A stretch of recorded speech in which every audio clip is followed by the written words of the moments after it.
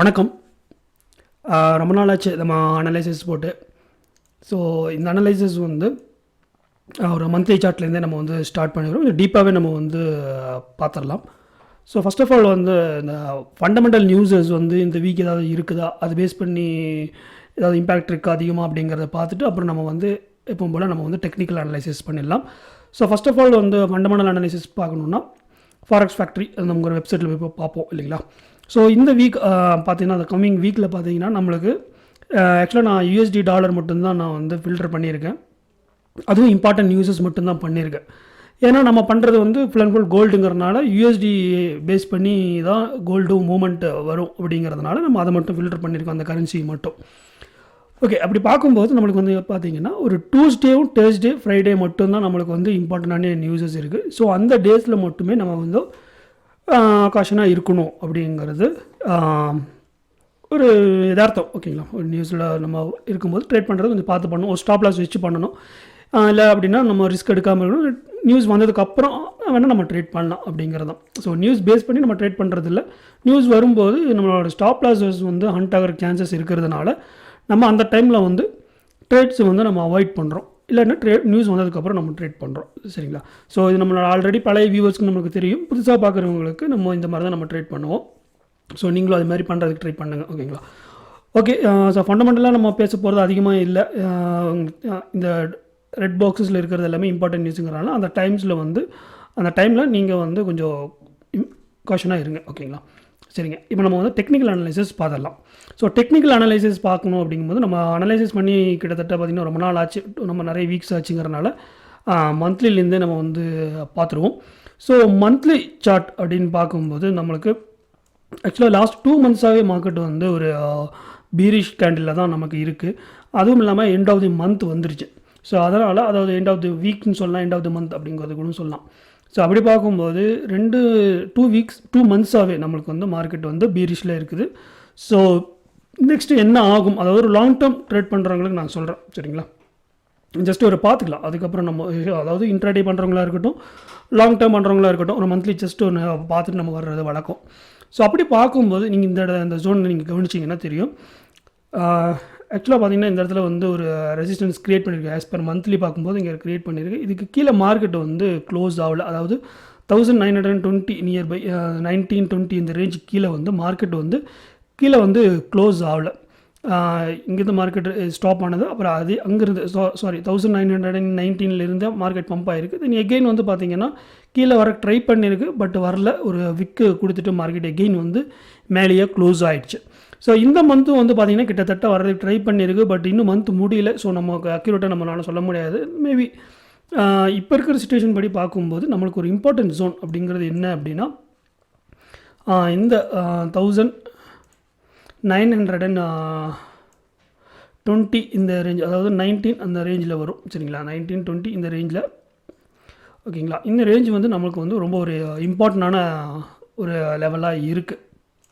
So இந்த month முடியும் போது 1920 கீழே மார்க்கெட் வந்து க்ளோஸ் ஆச்சு அப்படின்னா ஒரு லாங் டேர்ம் வந்து செல் ஆகிறதுக்கு வந்து சான்சஸ் வந்து அதிகமாக இருக்குது ஆஸ் பர் மந்த்லி சார்ட்டில். ஸோ மந்த்லி வந்து நம்ம ரொம்ப டீப்பாக பார்க்க வேண்டியதில்லை. பட் இந்த ஜோன் வந்து இந்த வீக் முடிஞ்சதுக்கப்புறம் நம்ம பார்க்கலாம், க்ளோஸ் ஆச்சா இல்லை ரிஜெக்ஷன் ஆச்சா என்ன ஆகுது அப்படிங்கிறத மந்த் முடிஞ்சதுக்கப்புறம் நெக்ஸ்ட் வீக் நம்ம அது பார்த்துக்கலாம். ஸோ இப்போதைக்கு இந்த ஜோன் வந்து ஒரு மார்க் பண்ணி வச்சுக்கோங்க. இதுக்கு கீழே க்ளோஸ் ஆகும்போது நம்மளுக்கு பீரிஷ் வந்து ஆகிறதுக்கு சான்சஸ் அதிகமாக இருக்குது. ஓகேங்களா. ஸோ ஓகே, நெக்ஸ்ட்டு வந்து நம்ம அந்த வீக்லி சார்ட் போய் பார்த்துடலாம். இது வீக்லி சார்ட்டில் பார்த்தீங்கன்னா அவங்களுக்கு வந்து ஆக்சுவலாக ஒரு கொஞ்சம் டீப்பாக நம்ம வந்து அனலைசிஸ் பண்ண வேண்டியது இருக்குது. என்ன அப்படின்னா இந்த வீக்லியில் பாருங்கள், ஆக்சுவலாக மார்க்கெட்டில் வந்து ஒரு ட்ரெண்டு ட்ராப் பண்ணுறேன் நான். ஆக்சுவலாக அந்த ட்ரெண்ட் லைனுக்குள்ளே தான் மார்க்கெட் வந்து வந்துட்டுருக்கு. ஓகேங்களா. ஸோ இந்த ஒரு ட்ராப் பண்ணுறேன். ஓகே, பார்த்தீங்கன்னா இப்போ இந்த ஒரு ட்ரெண்ட் லைனுக்குள்ளே தான் மார்க்கெட் இந்த சப்போர்ட்குள்ளே பிரேக் அவுட் கொடுத்துச்சு. தின் எகெயின் இந்த சப்போர்ட்குள்ளே பிரேக் பண்ணிச்சு. அதனால 2 ரேலி கொடுத்ததுனால நம்ம இதை வந்து ரெசிஸ்டன்ஸாக நம்ம, அதாவது ரெசிஸ்டன்ஸ் ட்ரெண்ட் லைனை நம்ம வந்து ட்ராப் பண்ணுறோம். ஸோ கரெக்டாக பார்த்தீங்கன்னா அதே இடத்துல தான் மார்க்கெட் வந்து ஒரு ரிஜெக்ஷன் கொடுத்துட்டு மார்க்கெட் வந்து டவுன் ஆகிருக்கு லாஸ்ட் வீக்கு. இனி இந்த இடத்துல இருந்து மார்க்கெட் வந்து பை ஆகுமா இல்லை செல் ஆகுமா அப்படிங்கிறத வந்து பார்க்கலாம். அதுக்கு முன்னாடி பை ஆகணும்னா, நம்மளுக்கு பை கன்ஃபார்ம் ஆகணும் அப்படின்னா என்ன நடக்கணும் அப்படின்னா, இந்த ட்ரெண்ட் லைனை வந்து நம்மளுக்கு வந்து பிரேக் அவுட் கொடுக்கணும் மார்க்கெட்டு. அப்படி பிரேக் அவுட் கொடுத்தா தான் நமக்கு வந்து நெக்ஸ்ட்டு வந்து பை ஆகிறதுக்கு சான்சஸ் வந்து அதிகமாக இருக்கும். ஸோ அதனால் நம்ம என்ன பண்ண போகிறோம்னா, இதை வந்து ஒரு ஜோனாக வந்து ட்ராப் பண்ணிக்கலாம். ஓகே, ஸோ இதை வந்து ஒரு ஜோனாக வந்து ட்ரா பண்ணிக்கலாம். இந்த ஜோனுக்கு மேலே, அதாவது 1950 லெவலுக்கு மேலே மார்க்கெட் வந்து க்ளோஸ் ஆகணும், வீக்லியில் க்ளோஸ் ஆகணும். அது மட்டும் இல்லாமல் மார்க்கெட் அந்த இடத்துல ஹோல்டு பண்ணிச்சு அப்படின்னா நமக்கு வந்து மார்க்கெட் வந்து பை ஆகிறதுக்கு, ஒரு லாங் டேர்ம் பை ஆகிறதுக்கு சான்சஸ் அதிகமாகவே இருக்குது, பர்சன்டேஜ் வந்து ஜாஸ்தியாகும். ஓகேங்களா? ஸோ அப்புறம் செல் ஆகணும், அப்படி செல் ஆகினா ஆகுமா, அது எங்கே இருந்து எந்த பிரேக் அவுட், எந்த லெவல் பிரேக் அவுட் ஆனால் செல் ஆகலாம் அப்படின்னு பார்த்தீங்கன்னா, நான் மந்த்லியில் ஒரு சப்போர்ட் ஜோன் வந்து நான் சொல்லியிருந்தேன், 1920 லெவல் வந்து நான் சொல்லியிருந்தேன். ஸோ 1920 லெவலுக்கு கீழே மார்க்கெட் க்ளோஸ் ஆகிற பட்சத்தில் ஒரு லாங் டேர்ம் செல்லுன்னு சொல்ல முடியாது, ஒரு செல் ஆகலாம். ஓகேங்களா? லாங் டேர்ம் செல் ஆகிறதுக்கு சான்சஸ் இருக்குது. பட் இருந்தாலுமே நம்ம வந்து இந்த வீக், அதாவது இந்த மந்த் கம்மிங் வீக்ஸில் வந்து நம்ம ட்ரேட் பண்ணுறதுக்கு நான் சொல்கிறேன். ஓகேங்களா? ஸோ 1920 கீழே க்ளோஸ் ஆனால் மேபி வந்து செல் ஆகிறதுக்கு சான்சஸ் இருக்குது. அதை வந்து நம்ம ஒரு டெய்லி சார்ட்டில் பார்க்கும்போது இன்னுமே வந்து செல் ஆகிறதுக்கு எந்த லெவல் பிரேக் அவுட் கொடுத்தா எவ்வளோ தூரம் வரும் அப்படிங்கிறத வந்து நம்ம வந்து அனலைசிஸ் பண்ணலாம். இப்போதைக்கு பைன்னு பார்த்தீங்க அப்படின்னா நமக்கு 1950 லெவலுக்கு மேலே மார்க்கெட் க்ளோஸ் ஆகணும், ஹோல்ட் ஆகணும். அப்படி ஆனால் தான் பைக்கு ஆன சான்சஸ் நம்ம வந்து தொலாகணும். அது வரைக்கும் நமக்கு வந்து செல்லுக்கான சான்சஸ் தான் அதிகம். ஓகேங்களா? ஓகே, இப்போது டெய்லி சார்ட்லேயும் பார்க்கலாம்.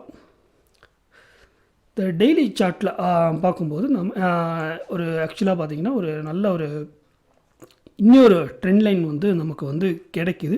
அது என்ன அப்படின்னா, இந்த சப்போர்ட் ட்ரெண்ட் லைன் வந்து நம்மளுக்கு கிடைக்கிது. ஓகேங்களா? கிளியராக இருக்கும்னு நினைக்கிறேன். ஓகே, இந்த சப்போர்ட் ட்ரெண்ட் லைனுக்குள்ளே மார்க்கெட் இருக்கிறது வரைக்குமே பார்த்தீங்க அப்படின்னா மார்க்கெட்டில் வந்து எந்த ஒரு டெசிஷனே நம்ம வந்து எடுக்க முடியாது ஃபார் செல்லுக்கு. ஓகே, நீ என்ன நடக்கலாம் அப்படின்னா, ஃபார் எக்ஸாம்பிள் பார்த்தீங்கன்னா இந்த மாதிரி நடக்கிறதுக்கு சான்சஸ் இருக்குங்க.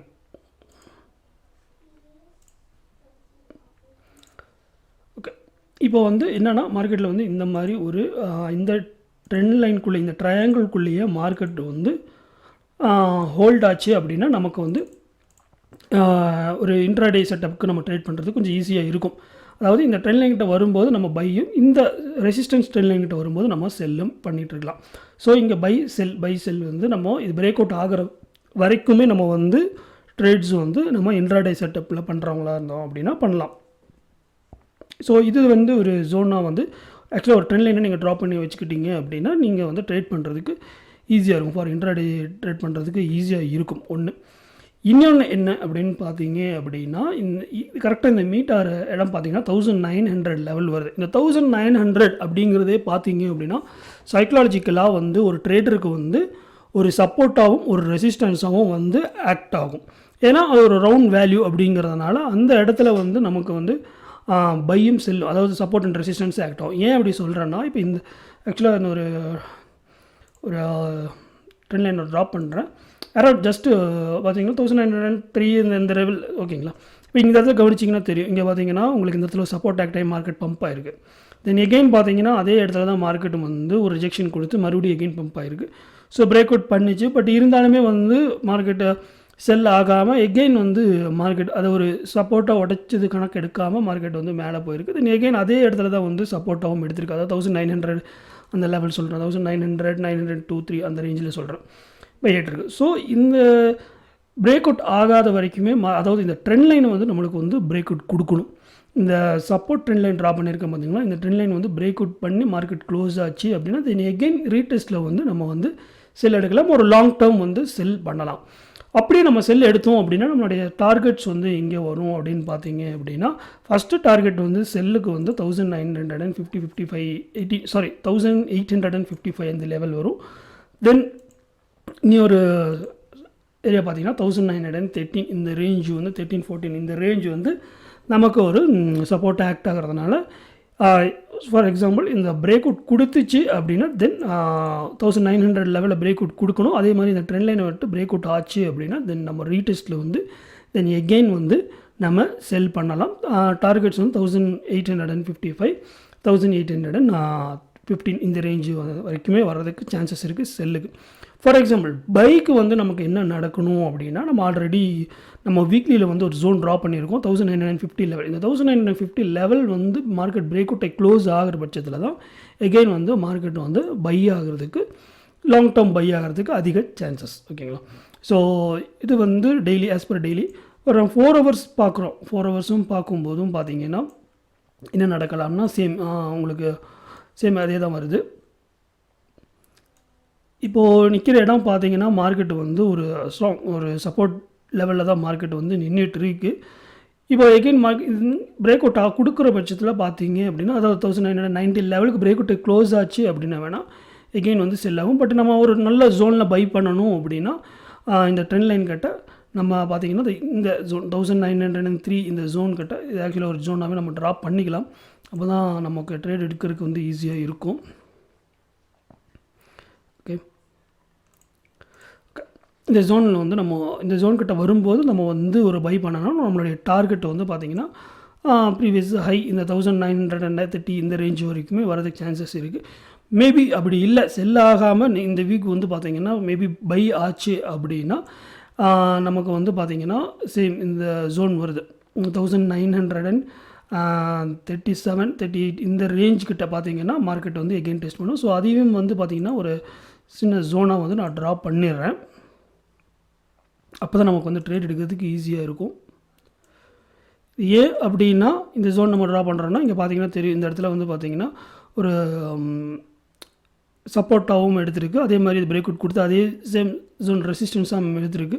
ஸோ இந்த இடத்துல பையர் செல்லர்ஸ் வந்து கன்ஃபியூஷன் ஆகிற இடம் இருக்கிறதுனால மேபி இன்னொன்று என்ன அப்படின்னா இந்த இடத்துல பார்த்திங்கன்னா ஒரு ப்ரைஸ் ஆக்ஷன் நடந்திருக்கிறது. ஸோ அதுக்கு பேஸ் பண்ணி நமக்கு வந்து செல் ஆகும். இன்னொரு பாயிண்ட் என்ன அப்படின்னா நம்மளுக்கு ட்ரெண்ட் லைன் இங்கே ரெசிஸ்டன்ஸ் ட்ரெண்ட் லைன் இருக்கிறதுனால அதை பேஸ் பண்ணி நம்மளுக்கு செல் ஆகிறதுக்கு சான்சஸ் இருக்குது. மேபி மார்க்கெட் வந்து ஒரு நியூஸ்னால் ஒரு சின்னதாக அதாவது ஒரு ஃபேக்காக பிரேக் அவுட் கொடுக்கறதுக்கு சான்சஸ் இருக்குது. ஏன் அப்படின்னா இந்த இடம் கவனிச்சிங்க ஆஸ் பர் 4 ஹவர்ஸ் பார்த்தீங்க அப்படின்னா 1946 லெவலில் வந்து ஆக்சுவலி இன்னும் டெஸ்ட் பண்ணலை.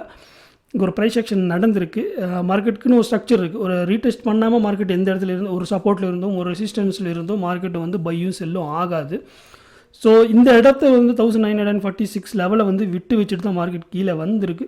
ஸோ மேபி ஒரு நியூஸஸ் இருக்கிறதுனால ஒரு இந்த ரெசிஸ்டன்ஸ் கிட்ட போச்சு 1934-35 லெவல் கிட்ட போச்சு அப்படின்னாலும் ஒரு ஃபேக்காக ஒரு இந்த ட்ரெண்ட் லைனை விட்டு பிரேக் அவுட் ஆகிறதுக்கு சான்சஸ் இருக்குது. பிரேக் அவுட் ஆகிட்டு அங்கேருந்து தென் எகெயின் 1946 இந்த லெவலில் இருந்தும் மார்க்கெட் வந்து எகெயின் இந்த ட்ரெண்ட் லைனுக்குள்ளே வரதுக்கு சான்சஸ் இருக்குது. ஸோ வந்து நம்ம இங்கே கொஞ்சம் காஷனாக இருக்கணும்.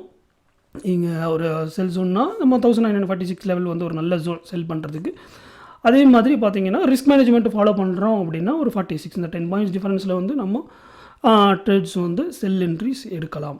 இல்லை அப்படின்னா நம்மளுக்கு இங்கே ஜோன் கிட்ட வரும்போது நம்மளுக்கு smaller time frame 1 hour time ஃப்ரேமை பேஸ் பண்ணி பார்க்கும்போது நம்மளுக்கு ஏதாவது ஒரு ப்ரைஸ் ஆக்ஷன் கிடைக்குது, ஒரு பெரிஷன் கல்ஃபை இல்லை அப்படின்னா ஒரு செல் செட்டப்புக்கான ஒரு ஸ்ட்ரக்சர் கிடைக்குது அப்படிங்கும்போது நம்ம வந்து அங்கேயும் வந்து நம்ம செல் எடுக்கலாம்.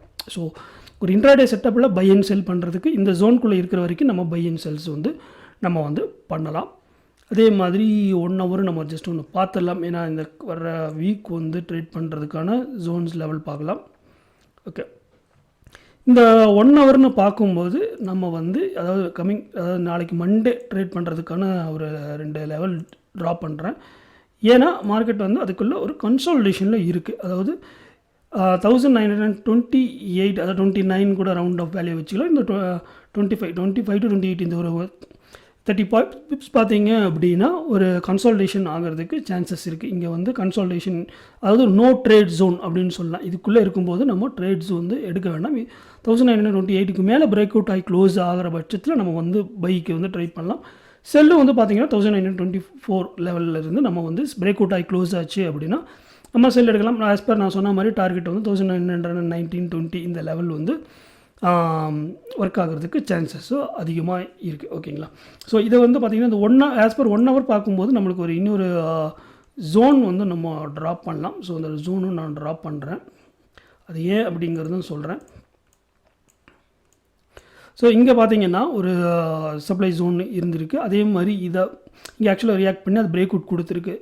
ஸோ எகெயின் இது பிரேக் அவுட்டை க்ளோஸ் ஆனாலும் எகெயின் இந்த இடத்துல பார்த்தீங்கன்னா ஆக்சுவலாக இந்த ஜோன் வந்து ஒரு ஸ்ட்ராங் ஒரு சப்போர்ட் அண்ட் ரெசிஸ்டன்ஸை 1 ஹவர் ஆஸ் பர் 1 ஹவர் வந்து ஒர்க் அவுட் ஆகிருக்கிறதுனால மார்க்கெட் வந்து இது அதுதான் அதனால தான் நான் சொன்னேன் 1919-20 லெவல் வந்து ஒரு சப்போர்ட்டாக இருக்குது அப்படிங்கிறது ஏன் மந்த்லி சார்ட்லேயே பார்த்து சொன்னேன் அப்படின்னா ஆஸ் பர் 1 ஹவர் 4 ஹவர்ஸ் பார்க்கும்போது நம்மளுக்கு அது இண்டிகேட் பண்ணுது இந்த லெவல் வந்து ஒரு ஸ்ட்ராங் சப்போர்ட்டாகவும் ரெசிஸ்டன்ஸாகவும் ஆக்ட் ஆகும் அப்படிங்கிறது. ஸோ நம்ம இன்ட்ராடே செட்டப்பில் ட்ரேட் பண்ணும்போது நமக்கு 1924 லெவல் பிரேக் அவுட் ஆகும்போது நம்ம 1920 இந்த ரேஞ்ச் வரைக்கும் டார்கெட் வைக்கலாம். அது பிரேக் அவுட் இன்னும் 1920 இந்த லெவலெல்லாம் பிரேக் அவுட் கொடுக்கும்போது எகெயின் மார்க்கெட் வந்து ஹோல்ட் பண்ணலாம். ஸோ ஆஸ் பர் 1 ஹவர் நம்ம இன்ட்ராடே ட்ரேட் பண்ணுறதுக்கு இந்த லெவல்ஸ் வந்து உங்களுக்கு ஹெல்ப்ஃபுல்லாக இருக்கும்னு நினைக்கிறேன். அதே மாதிரி பார்த்தீங்க அப்படின்னா நம்ம காப்பி ட்ரேட்ஸ்லையும் பார்த்தீங்கன்னா இப்போ வந்து நம்ம ப்ராஃபிட்ஸ் வந்து நியர்பை நல்லா பண்ணியிருக்கோம். ஒரு கிட்டத்தட்ட பார்த்திங்கன்னா ஒரு 10% ப்ராஃபிட்டில் இப்போ வரைக்கும் பண்ணி வச்சுருக்கோம். ஸோ இன்ட்ரெஸ்டட் இருக்கிறவங்க காண்டாக்ட் பண்ணலாம். ஸோ அதை நான் டீட்டெயில்ஸ் வந்து நான் உங்களுக்கு வந்து வாட்ஸ்அப்பில் பண்ணுறேன். நீங்கள் பிங் பண்ணிங்க அப்படின்னா அதுக்கான என்ன ப்ரொசீஜர் என்ன பண்ணணும் அப்படிங்கிறத வந்து நான் அப்டேட் பண்ணுறேன். ஸோ இன்ட்ரெஸ்டட் இருக்கிறவங்க பிங் பண்ணுங்கள். டெலிகிராம் சேனல் உங்கள் ஆல்ரெடி இருக்கிறவங்க பண்ணலாம். அப்படி இல்லை அப்படின்னா டிஸ்கிரிப்ஷனில் வந்து டெலிகிராம் லிங்க் இருக்குது, வாட்ஸ்அப் நம்பரும் இருக்குது. ஸோ நீங்கள் காண்டாக்ட் பண்ணலாம். ஓகேங்களா? நன்றிகள், வணக்கம்.